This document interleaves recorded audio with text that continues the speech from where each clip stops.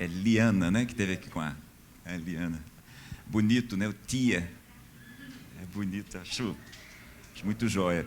Estava em uma reunião uma vez, numa apresentação de vários projetos do Brasil todo, e aí várias pessoas com seus vários sotaques, né?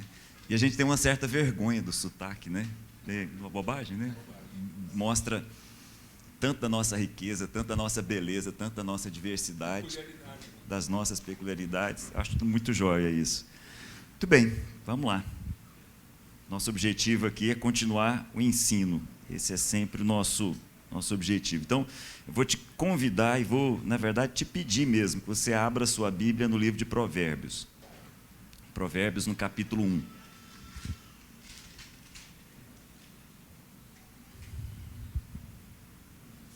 A gente já falou várias vezes aqui, nos últimos 2 anos em especial, no período de pandemia, a gente conversou muito a respeito dos livros da sabedoria de Israel, como é o caso do livro de Provérbios, mas eu quero trazer aqui um ponto com vocês. Eu vou começar aqui no Antigo Testamento e vou até o Novo Testamento. Provérbios 1:1 diz assim: estes são os provérbios de Salomão, filho de Davi, rei de Israel. Eles o ajudarão a experimentar a sabedoria. Então, vou repetir, acompanha comigo aí. Estes são os provérbios de Salomão, filho de Davi, rei de Israel. Esses provérbios, os provérbios de Salomão, eles os ajudarão a experimentar a sabedoria. E aí ele continua, a disciplina, compreender as palavras do entendimento, assim por diante. Agora me faz um favor, vai para o capítulo 10, mesmo jeito aí, Provérbios, mesmo jeitinho, capítulo 10.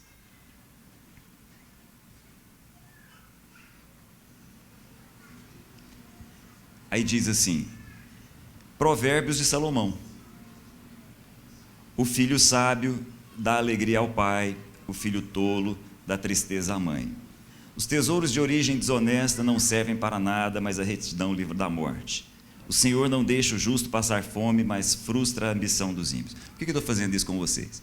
Antes da gente começar, eu queria fazer algumas observações de ordem técnica mesmo, especificamente técnica, para ajudar todo mundo na leitura. O livro de Provérbios, como o próprio nome está dizendo, ele traz para a gente provérbios. O que são os provérbios? Os provérbios são a percepção do sábio de Israel a respeito de algumas ordens e regularidades, e depois a expressão disso de forma que as pessoas guardem com facilidade. Então isso é um provérbio, ok? Então o sábio, abrindo um parêntese aqui, o sábio oriental, diferente dos nossos sábios, não fazem separação de área, que é uma coisa muito rica. Infelizmente, no Ocidente, principalmente depois da Guerra Fria, os que têm aí acima de 50 anos vão entender o que eu vou dizer, principalmente a partir do momento em que a União Soviética, a antiga União Soviética e Estados Unidos começaram uma loucura para saber quem chegaria à Lua, quem teria mais armas, a gente começou a achar que a inteligência lógica e matemática fosse a única forma de inteligência, coisa dos ocidentais. Eu me lembro das escolas por onde eu passei, que era assim, era tão triste ver um menino andando ali e falar, aquele menino ali é um gênio. Por que ele é um gênio? Porque ele é bom em matemática. O que é uma pena, porque aí tinha lá um menino que era bom em poesia. Aquele lá, tadinho, poesia o negócio dele. Parecendo até que há um tipo de inteligência só, né? Durante muito tempo, felizmente, isso mudou recentemente, a gente parou de medir a inteligência das pessoas com cálculos matemáticos, né? Porque QI mede só a habilidade lógico-matemática, o que é uma pena, porque esse é só um tipo de inteligência, só um. A pessoa que tem, como Renato Russo, por exemplo, uma habilidade poética e a expressão da sensibilidade da alma é um gênio. A pessoa como o Pelé, que tem uma habilidade com o corpo, como poucas pessoas têm, também é um gênio. E assim, várias genialidades em várias áreas. Mas, infelizmente, no Ocidente, a gente separou as coisas, né? Separou as inteligências e alguns só que eram considerados inteligentes. No Oriente, não. Principalmente nesse Oriente aqui, nos dias de Salomão. O sábio é o sábio. O sábio tem a habilidade de perceber o que está acontecendo aqui. O profeta tem a habilidade de fazer a ligação vertical. O sábio tem a capacidade da percepção horizontal. Os dois, dentro de Israel, têm a mesma relevância e a mesma espiritualidade. Importante a gente entender isso.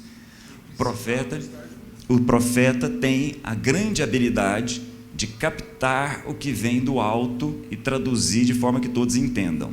O sábio tem a capacidade de fazer a percepção do que está aqui e também traduzir de forma que todos entendam. O livro de Provérbios vai nos falar a respeito da primeira etapa, da primeira camada, do primeiro degrau, do primeiro layer de sabedoria. E aí o sábio percebia o seguinte: o que fica se repetindo? O que sempre acontece do mesmo jeito?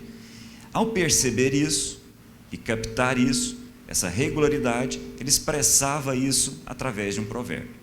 Então, por que eu li para vocês aqui? Aí, por isso, uma primeira observação de ordem técnica.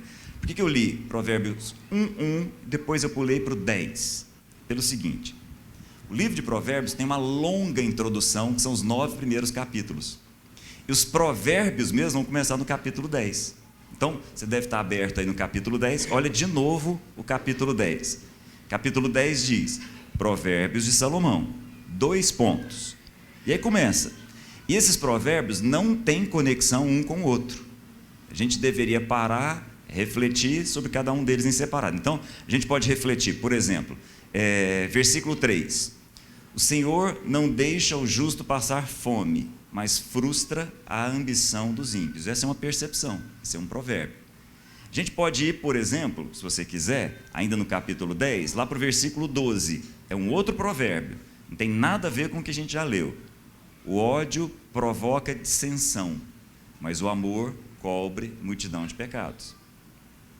Então, o sábio fazia essas percepções, essas regularidades, expressava, e sempre buscando um ritmo, uma rima que pudesse facilitar a nossa memória a respeito. Esse é o sábio. Então, o sábio, ele prestava atenção em como é que atira uma flecha e prestava atenção em como é que a vida funciona, como é que se planta, como é que se colhe, o que acontece com uma pessoa que ganha muito dinheiro, o que acontece com o preguiçoso, o que acontece com a pessoa que não educa os filhos e o que acontece com a pessoa que se dedica à educação dos filhos. Entenderam? Olha de onde eu comecei. Então, o sábio, ele presta atenção no seguinte: bom, se eu for atirar uma flecha, qual é o ângulo que eu obtenho o maior alcance dessa flecha? Esse é o sábio. Ele percebe, o ângulo é o ângulo X, então vou aproveitar isso e vou escrever algo a respeito. Mas ele também presta atenção no seguinte: o que acontece com um homem que não coloca os seus planos diante de Deus?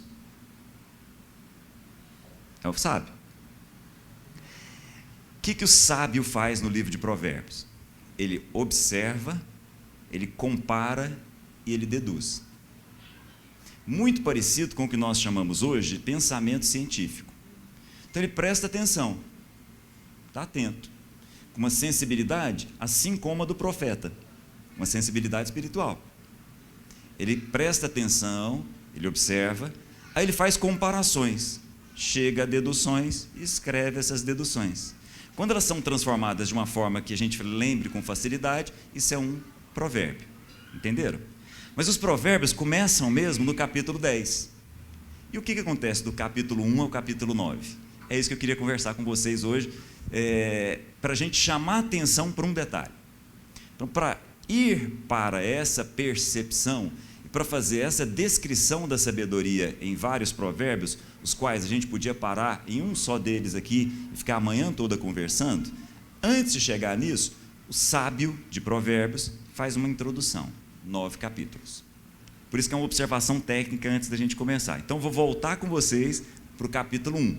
Então, de novo, volta, por favor, e aí eu vou fazer um pedido, assim, insistente. Leia junto comigo. Eu vou ler vários textos aqui, do capítulo 1 praticamente até o capítulo 9. Pequenos textos, mas vários. Vai ser importante você acompanhar junto comigo, senão você vai perder o que é a cena introdutória do livro de Provérbios. Então, é uma segunda observação. Estes são, 1:1. Estes são os provérbios de Salomão, filho de Davi, rei de Israel. Eles os ajudarão a experimentar a sabedoria e a disciplina, a compreender as palavras que dão entendimento, a viver com disciplina e sensatez, fazendo o que é justo e direito. Ajudarão a dar prudência aos inexperientes e conhecimento e bom senso aos jovens. Vou fazer uma pausa aqui. Isso é só uma introdução. Perceba que não tem nenhum provérbio aqui. Perceberam? Nós não temos algo do tipo assim, o ódio provoca dissensão, mas o amor cobre multidão de pecados. Não, está fazendo uma introdução. E aí, nessa introdução, eu queria destacar o seguinte, versículo 8. Muita atenção aqui agora comigo, versículo 8. Ouça, meu filho, a instrução de seu pai, e não despreze o ensino da sua mãe. Olha só, ouça, meu filho. Eu queria chamar a atenção de vocês aqui para alguns personagens que esses primeiros capítulos de Provérbios vão apresentar para a gente. Há uma técnica muito interessante aqui, uma técnica literária muito interessante. Os 9 primeiros capítulos vão desenhar para a gente como que um teatro, com alguns personagens. Primeiro personagem, um pai conversando com o filho. Isso vai acontecer toda essa parte. Os 9 primeiros capítulos são um pai conversando com o filho.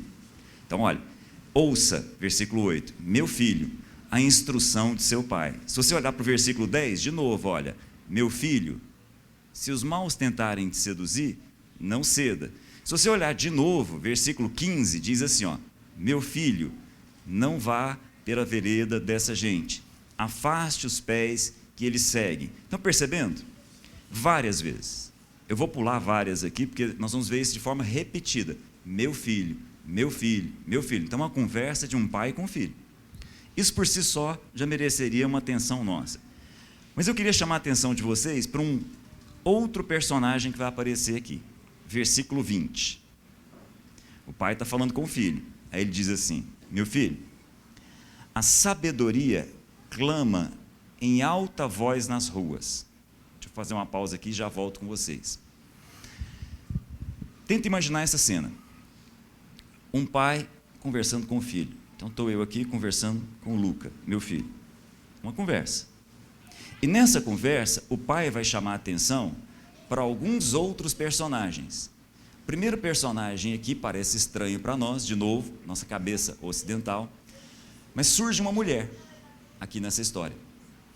O que é uma técnica oriental de pegar conceitos que são para nós abstratos e transformar em pessoas. Então, uma técnica. Os orientais fazem muito isso. Personificam conceitos que para nós são abstratos. O primeiro conceito que ele vai personificar na forma de uma mulher é a sabedoria. Os gregos também fazem isso. Bem depois dos hebreus, os gregos também vão personificar conceitos. Por exemplo, Atena era uma deusa, a deusa da guerra, uma mulher. Psique era uma deusa, representava a alma, e era uma deusa também, uma mulher, representava ali. Sofia era uma mulher, que representava a sabedoria. Abrindo um parêntese, também havia entre os gregos uma deusa chamada Ate. A deusa Ate era uma mulher com asas, que tinha a grande habilidade de pousar na cabeça dos homens e levá-los ao engano. A deusa Ate era a deusa do engano. A representação personificada de um conceito que para nós é abstrato. Mas voltando aqui aos hebreus. Então, olha só. Volta comigo a essa imagem. Um pai conversando com um filho. E esse pai vai falar a respeito de uma mulher. Sabedoria. Mais adiante, os gregos vão chamar de Sofia. Aí ele diz assim, meu filho, versículo 20, a sabedoria clama em alta voz nas ruas. Ergue a voz nas praças públicas, nas esquinas, das ruas barulhentas. Ela clama, a sabedoria clama na porta das cidades, faz o seu discurso. Olha a sabedoria, o que a sabedoria diz? Então imagina a cena, uma mulher andando pela cidade e falando de forma que todos ouçam. O que ela diz? Versículo 22. Até quando vocês, inexperientes, irão contentar-se com a sua inexperiência? Vocês, zombadores, até quando terão prazer na zombaria? E vocês, tolos, até quando desprezarão o conhecimento? Se acatarem a minha repreensão, eu darei a vocês um espírito de sabedoria. A sabedoria dizendo, eu vou dar para vocês um espírito de sabedoria e revelarei a vocês os meus pensamentos. Muito bem. Continua comigo, vai para o capítulo 2. Capítulo 2. De novo, olha. Meu filho. É uma conversa de um pai com o filho. Se você aceitar as minhas palavras e as guardar no meu coração, guardar no seu coração os meus mandamentos e der ouvidos à sabedoria, inclinar o coração ao discernimento, se clamar por entendimento e por discernimento, gritar bem alto, se procurar a sabedoria, como se procura a prata e buscá-la como quem busca o tesouro escondido, então você entenderá o que é temer o Senhor e achará o conhecimento de Deus. Entre os sábios em Israel havia uma separação desde os primeiros capítulos de Gênesis em duas formas de sabedoria. Uma representada pela árvore do conhecimento do bem e do mal, outra representada pela árvore da vida. A sabedoria que está aqui em Provérbios é a sabedoria da árvore da vida. A sabedoria humana, a sabedoria autônoma de Deus, que busca conhecer o bem e o mal autônomo de Deus, é a árvore do conhecimento do bem e do mal. São duas formas de sabedoria. E aqui ele está dizendo. Aí surge agora o quarto e último personagem que eu queria chamar a atenção de vocês. Surge uma outra mulher. Também. Versículo 16. A sabedoria está falando. Ela também, a sabedoria, também o livrará da mulher imoral. Surge aqui então uma última personagem, que também é uma mulher, e também representa um conceito que para nós é abstrato. Surge aqui uma mulher que mais adiante vai ganhar o nome de insensatez. Do mesmo jeito que os gregos chamaram depois, bem depois, de ate.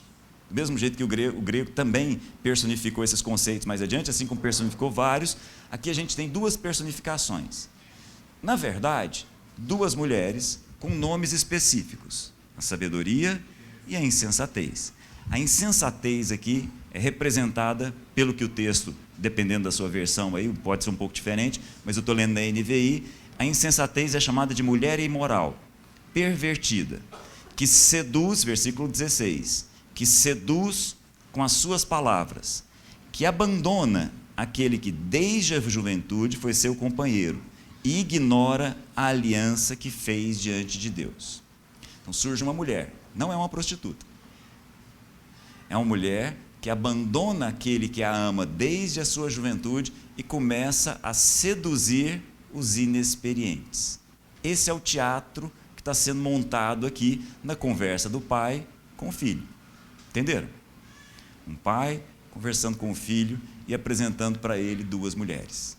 Essa mulher, essa segunda, que não é uma prostituta, é uma mulher que abre mão do seu marido para seduzir, essa mulher nós vamos chamar de insensatez. Se você quiser, pode chamar de mulher imoral, e depender da sua versão aí, pode colocar o nome que você quiser. Capítulo 3. Vai para o capítulo 3, por favor. Meu filho, não se esqueça da minha lei. Capítulo 3.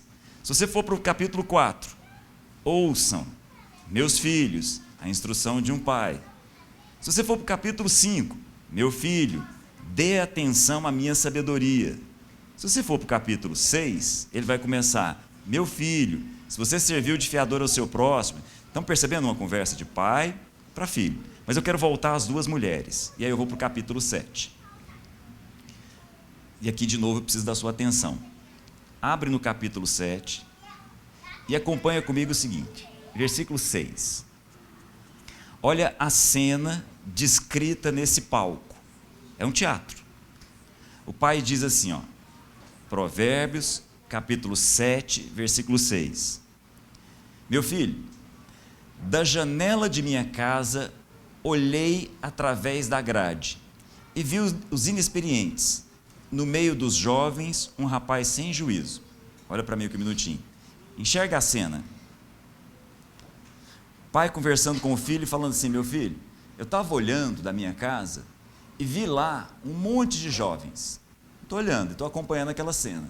Estou ali, uma casa mais alta, provavelmente, olhando e acompanhando um monte de jovens. Muito bem. Ele, um dos jovens que estava lá, sem juízo, versículo 8, vinha pela rua, próxima à esquina de certa mulher, andando em direção à casa dela. Era crepúsculo, o entardecer do dia. Chegavam as sombras da noite e crescia a escuridão. Estão enxergando a cena? Então está lá um monte de jovens. E o pai acompanhando e contando para o filho. Aí eu vi um jovem, saiu andando, passou perto da casa de uma determinada mulher, que ele vai descrever. Era final de tarde, a noite estava chegando. Imaginou a cena? Versículo 19. A mulher veio então ao seu encontro, vestida como prostituta. Não era prostituta, a gente vai ver de novo. Cheia de astúcia no coração, astúcia no coração. Ela, essa mulher, é espalhafatosa, provocadora. Seus pés nunca param em casa. Uma hora na rua, outra nas praças, em cada esquina fica à espreita. A mulher agarrou o rapaz, beijou e lhe disse descaradamente. O que a mulher diz para o rapaz? Olha, lá em casa eu tenho a carne dos sacrifícios de comunhão que fiz hoje para cumprir os meus votos. Por isso, saí para encontrar você. Vim à sua procura, encontrei. Olha, é o seguinte, eu estendi sobre o meu leito, eu estendi sobre a minha cama, cobertas de linho fino do Egito. Perfumei a minha cama com mirra, aloés e canela. E diz assim para o menino, venha, vamos nos embriagar de carícias até o amanhecer, gozemos das delícias do amor. Por quê? Porque o meu marido não está em casa, partiu para uma longa viagem, levou uma bolsa cheia de prata e não voltará antes da lua cheia. E aí, versículo 21, com a sedução das suas palavras, o persuadiu e o atraiu com o dulçor dos seus lábios.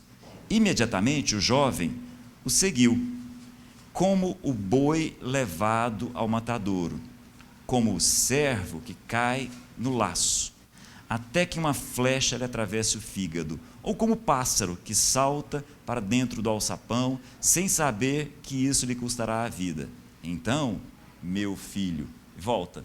É uma conversa de pai para filho, mostrando para ele uma cena do dia a dia que ele está acompanhando. Versículo 24. Então, meu filho, ouça-me, dê atenção às minhas palavras, não deixe que o seu coração se volte para os caminhos dela. Dela quem? Da mulher imoral, da adúltera, da insensatez. Não deixe que os seus caminhos se voltem para ela, nem se perca nessas veredas. Muitas foram as suas vítimas, os que matou são uma grande multidão. A casa dela é um caminho que desce para a sepultura, para os moradores, para as moradas da morte. Capítulo 8, mudamos agora. Não é mais a insensatez agindo, é novamente a sabedoria falando. Capítulo 8, versículo 1. A sabedoria está clamando. A sabedoria, essa mulher, ela age diferente. A insensatez age seduzindo e induzindo. A sabedoria não. A sabedoria começa falando. A sabedoria está clamando. O discernimento ergue a sua voz. E aí, para terminar, para não ficar cansativa a leitura, versículo 22. Sabedoria falando. Importante você acompanhar comigo, esse texto é fundamental. Esse texto vai determinar o pensamento do apóstolo João, do apóstolo Paulo, de forma definitiva. O Senhor me possuía como princípio do seu caminho. Talvez algumas das versões que estejam aí tenha, o Senhor me criou. Essa não é a melhor palavra. Inclusive, alguns já trazem a possibilidade de apertar um botãozinho aqui e dizer qual que é o verbo correto. O Senhor me possuía como princípio de seu caminho. Está falando da sabedoria. Sabedoria está abrindo a boca e está dizendo. Versículo 22. Fui formada desde a eternidade, desde o princípio, antes de existir a terra. Eu, a sabedoria, nasci quando ainda não havia abismos, quando não existiam fontes de águas. Antes de serem estabelecidos os montes, de existirem colinas, eu nasci. Deus, ainda não havia feito a terra, nem os campos, nem o pó com o qual formou o mundo. Quando ele, Deus, estabeleceu os céus, lá estava eu. Quando traçou o horizonte sobre a superfície do abismo, quando colocou as nuvens em cima e estabeleceu as fontes do abismo, quando determinou as fronteiras do mar para que as águas não violassem a sua ordem, quando marcou os limites dos alicerces da terra, eu, a sabedoria, estava ao seu lado, ao lado de Deus, e era o seu arquiteto. Dia a dia, eu era seu prazer e me alegrava continuamente com a sua presença. Eu me alegrava com o mundo que ele criou e a humanidade me dava alegria. A sabedoria, versículo 1, capítulo 9. Construiu a sua casa, ergueu 7 colunas, matou animais para a refeição, preparou o vinho e arrumou a sua mesa. Não fiquem aqui com a ideia de que a imagem que está sendo formada aqui é uma imagem para produzir uma lição moral, uma lição a respeito de moralidade, a respeito de adultério. É muito mais do que isso. É muito além disso. A cena inicial, que vai dar origem aos provérbios que vêm depois, está falando para a gente a respeito de 2 formas de sabedoria. Representação de 2 mulheres. Uma tem a capacidade de seduzir. Ela não fala no sentido de levar ao entendimento. Ela seduz com o dulçor dos seus lábios. Ela tem um convite. Qual o convite dela? Vamos lá para casa, para minha cama, gozar as delícias do amor. A sabedoria fala. A sabedoria convida. Mas a sabedoria convida para a mesa. É outro lugar, é outro ambiente, são coisas totalmente distintas. Uma dessas mulheres representa a árvore da vida, a outra representa a árvore do conhecimento do bem e do mal. Uma sabedoria é aquela representada como a arquitetura de Deus desde antes da fundação do mundo. A outra é representada pelo nosso conhecimento e o nosso julgamento do que é o bem e o mal. Muito bem. Depois dessa longa introdução, o que eu quero colocar? Quero dizer para vocês o seguinte: João, o apóstolo João, já idoso, escrevendo as últimas coisas do Novo Testamento, diz assim: a sabedoria pisou aqui e eu apalpei a sabedoria. 1 João, capítulo 1, versículo 1. A sabedoria tomou forma entre nós e eu toquei nela. A expressão usada por João é logos, é a expressão grega, ele não usou a expressão evidente, ele não usou a expressão hebraica. Tem um amigo nosso, grande amigo, o Igor, que diz que João usou logos, porque se ele usasse Sofia, ficar feminino, talvez aquilo complicasse a mente das pessoas. Mas é a sabedoria, essa daqui, ela ganhou forma, ela ganhou carne e habitou entre nós, cheio de graça e de verdade. É o próprio Jesus, a sabedoria encarnada. Quando ele vem aqui, ele vem com esse objetivo, de nos livrar da sedução do engano. Ele vem para nos levar ao conhecimento de Deus. Ele vem para nos ensinar, porque ele é o próprio ensino habitando um corpo humano e andando entre nós, de forma que alguns tiveram, inclusive, o privilégio de tocar, de sentir o cheiro, de dormir ao lado. Só que é isso? Não. O que interessa de fato é o ensino deixado.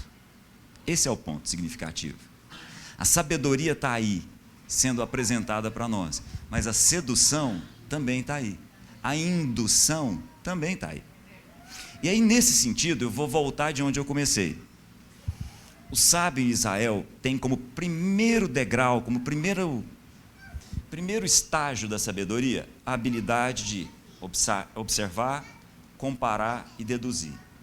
A sabedoria encarnada chegou para os discípulos e disse assim: olha, observem as aves do céu. Estão observando? Muito bem. As aves do céu não armazenam em celeiros. Estão observando? Estão. E o Pai Celestial cuida delas. Observaram? Agora compara. Compara com você. Vocês valem muito mais do que as aves do céu. Observem as aves, compara com você. E agora deduz. Deduz o quê? O Pai tem cuidado de nós. Entenderam? Mas há um outro tipo de ensino.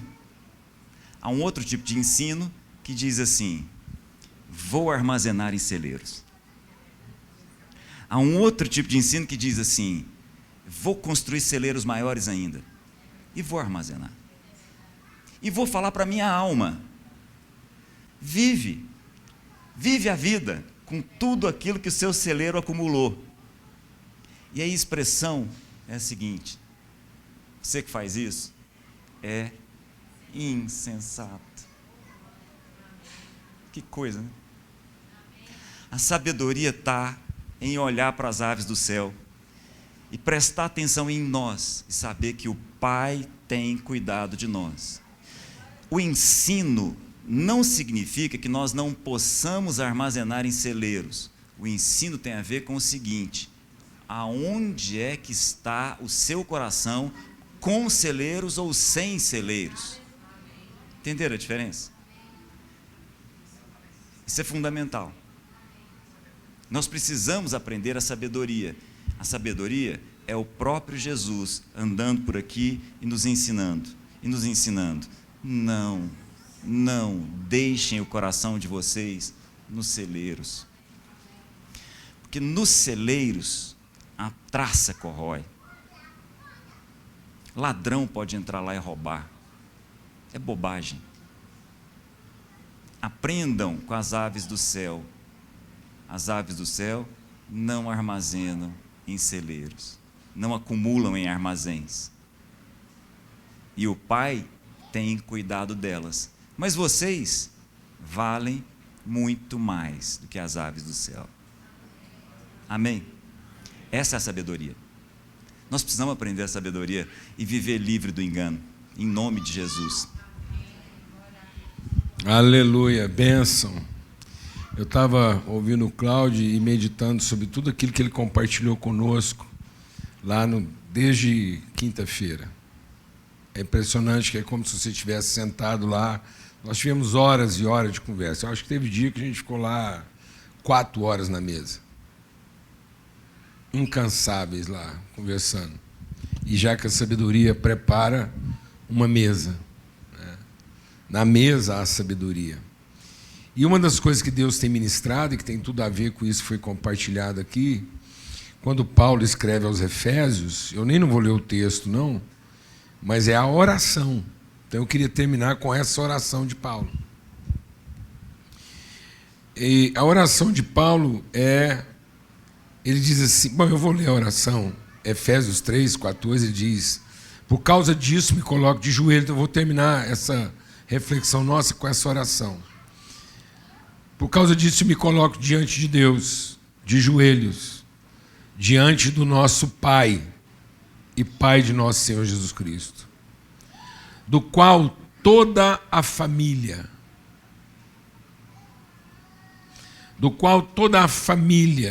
nos céus e na terra toma o nome, para que, segundo as riquezas da sua glória, vos conceda que vocês sejam fortalecidos com poder no homem interior, para que Cristo habite pela fé no coração de vocês, a fim de que, estando arraigados, enraizados, alimentados de amor, possam perfeitamente compreender com todos os santos qual a altura, a largura e o comprimento e a profundidade, e conhecer o amor de Cristo, que excede todo entendimento, para que sejais cheios de toda plenitude de Deus.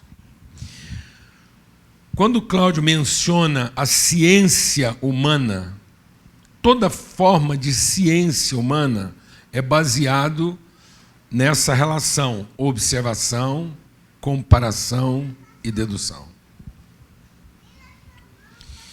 E Deus nos dá a condição de fazer a ciência na sua plenitude. Então, a ciência humana ela é limitada. Deixa o Espírito de Deus ministrar algo no nosso coração. A ciência humana ela é limitada e ela produz interpretações. A interpretação é a conclusão tirada na falta do conhecimento. Então, a ciência conclui um entendimento que substitui o seu conhecimento. Não é isso? Não é? Ela, com os olhos vendados, apalpa, conclui. Por isso que a ciência pode concluir coisas diferentes ao longo do tempo, na medida em que ela aumenta a capacidade de observação e aumenta a capacidade de comparação, ela vai tirando interpretações. Por isso a igreja está sofrendo, porque ela deixou de ter a sabedoria na forma da revelação e começou a fazer uma teologia na forma do entendimento. A teologia é para que nós fôssemos a tradução do conhecimento e não a conclusão da interpretação. Então, hoje, muita gente se apodera da sua interpretação, daquilo que ele concluiu a partir da sua observação e da sua comparação, e faz daquilo um dogma. E defende aquilo. Ele defende a sua interpretação. E nós estamos deixando de ser a tradução do conhecimento para sermos os defensores da interpretação. De modo que a interpretação até separa. Por isso que a palavra de Deus diz que Deus está, nele estão todos os tesouros da sabedoria e do conhecimento, porque ele tem um elemento a mais. A ciência humana para na altura, no comprimento e na largura. E a revelação traz a profundidade, o invisível, o subjetivo, porque só há conhecimento onde há relação íntima. Por isso que é no pão, na mesa, na comunhão. Por isso que a sabedoria falando aos seus filhos, enquanto a insensatez fala aos seus amantes. Então nós nos tornamos amantes da interpretação, em vez de sermos filhos da revelação.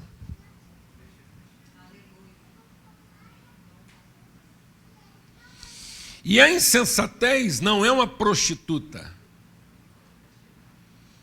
É uma adúltera. É a mulher se deitando com aquele que deveria ser seu filho.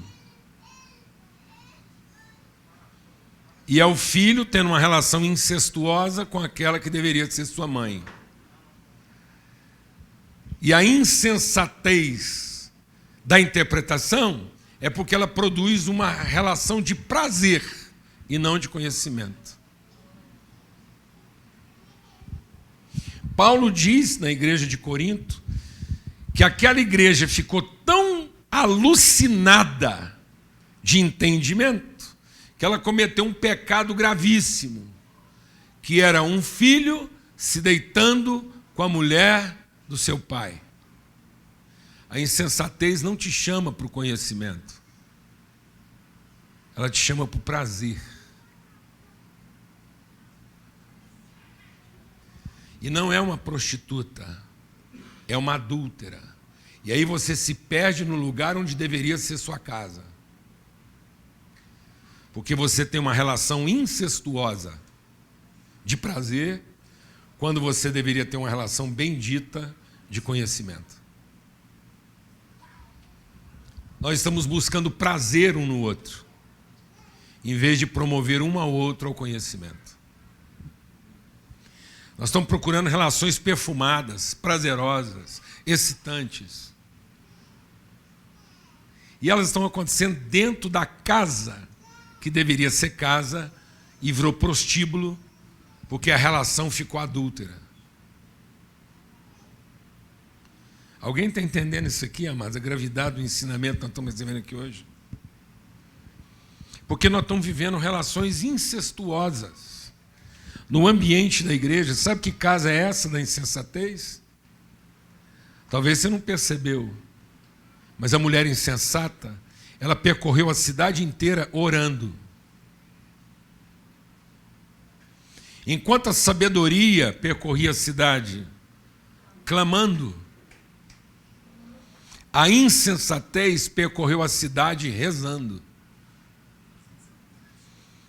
travestida de religiosidade. E travestida de religiosidade, ela trouxe para casa, e em vez de ela gerar conhecimento, ela gerou prazer incestuoso.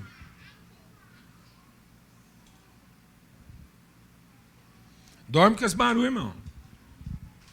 Aí você vai entendendo, numa cidade como Goiânia, pastores que coabitam com as suas ovelhas. E está tudo certo. E todo mundo volta às suas atividades.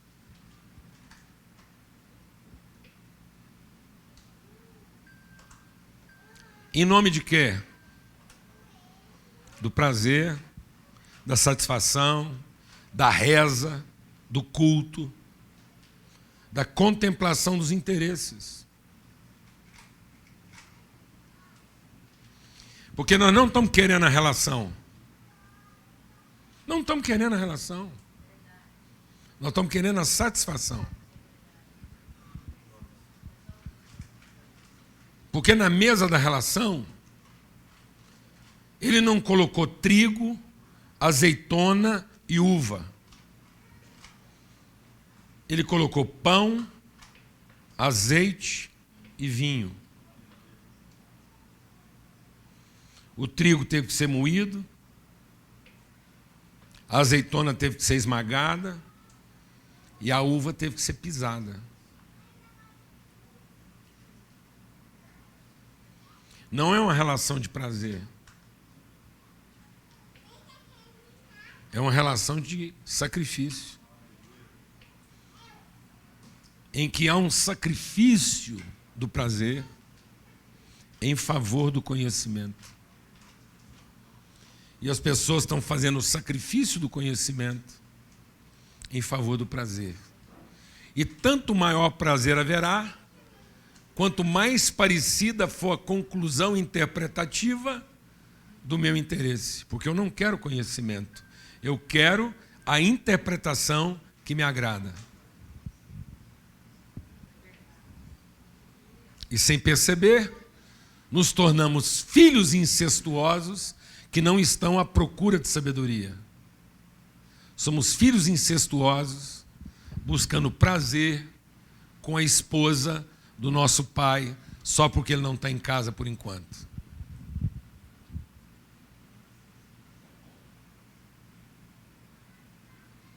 Em nome de Cristo Jesus. Filhos, não há sabedoria sem relação. Desencana de querer entender.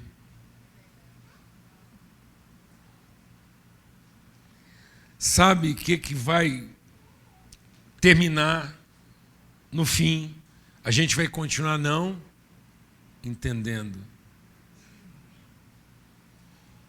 Porque salvar pelo sacrifício excede o entendimento.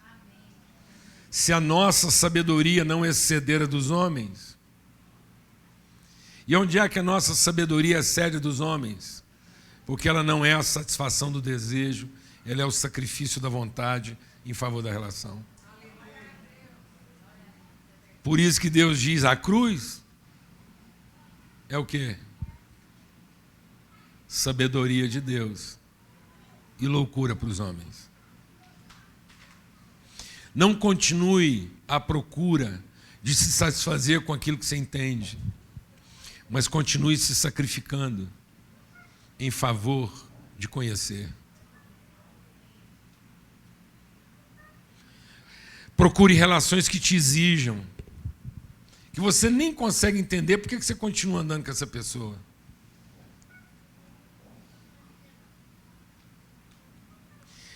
Tem gente que vira para mim e fala assim: Paulo Júnior, sinceramente, eu não entendo como é que você continua ainda andando com essa pessoa. Eu vejo a relação de vocês 30 anos e não entendo. Quanto mais eu conheço essa pessoa, eu não entendo como é que vocês podem ser amigos.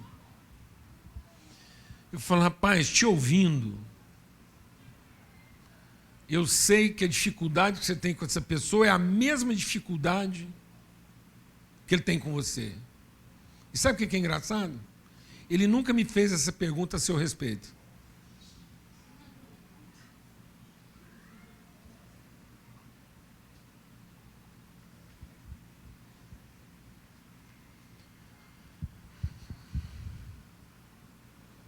Amém, irmãos?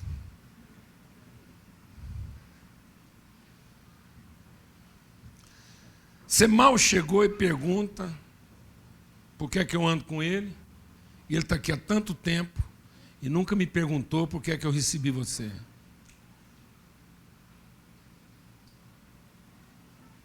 Irmão, não perca tempo em busca de entendimento. Isso é uma insensatez. Porque o entendimento vai te levar para a cama. E quando você descobrir, nem foi prostituição, foi incesto. Você acabou possuindo aquilo que você deveria conhecer. Então não queira possuir como seu aquilo que era para ser conhecido como nosso.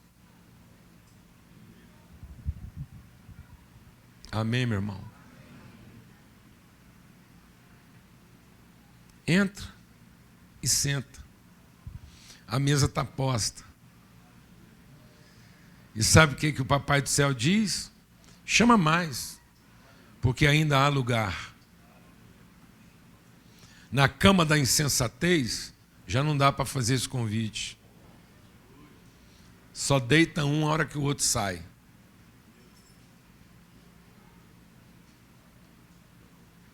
Por isso que às vezes alguém ainda pergunta por que o cara está fazendo ali. Porque ele tem que esperar ele sair para ele poder sentar. Não, amados, na mesa, pode chamar. E depois que a gente chamar todo mundo que a gente deu conta, sabe o que nós vamos descobrir? Que na mesa do conhecimento ainda há lugar. Mas na cama do entendimento, um tem que entrar no lugar do outro. Glória a Deus, amados. Em nome de Cristo Jesus. Desfrute a alegria de conhecer de maneira íntima aquilo que muito provavelmente você nunca vai conseguir entender. E essa é a beleza. Porque é o cara que ele até podia ter feito os celeiros. Ele podia ter feito celeiros. Mas não para vender o trigo, mas para moer o pão. Aleluia, irmão. Tem o celeiro do tamanho que você quiser,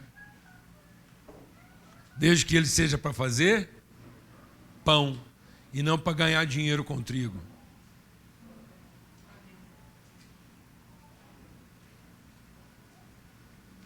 Desde que o seu celeiro seja para abençoar as pessoas na sua fome e não para lucrar com a fome dos outros.